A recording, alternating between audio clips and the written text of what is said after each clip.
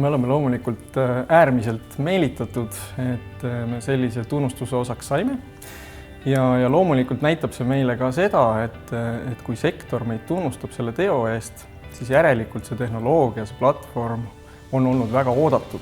Nii et sektori arenguks kindlasti väga oluline samm ja kogu Eesti ühiskonna jaoks laiemalt ja Eesti konkurentsivõime tõstmiseks. 5G võrk toob tavatarbijale kindlasti oluliselt kiiremad andmeside kiirused ja kõige enam kindlasti esimeses järgus tavatarbija vaatest vajame me 5G-d just nendes koduinternet üle õhu piirkondades, kus me saame siis oluliselt rohkem kliente teenindada ja väga palju paremat kliendikogemust pakkuda oma klientidele.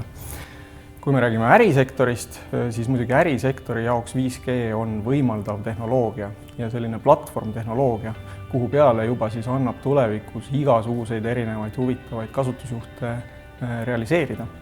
Ja jällegi peab mainima, et hea ja soe tunne on tunda, et sektor meid tunnustas ja sektor meid toetab. Järelikult on ka valmisolek neid kasutusjuhte realiseerida täiesti Eestis olemas. Tänaseks oleme avanud 5G võrgu juba 20 asukohas ning selle aasta jooksul on plaanis neid asukohtade arvu siis mitmekordistada.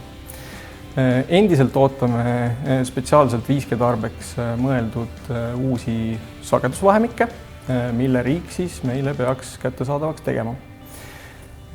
5G areng saab olema kindlasti järk-järguline ja lähtume ennekõike tarbijate ja klientide vajadusest ja arendame siis võrku vajaduspõhiselt.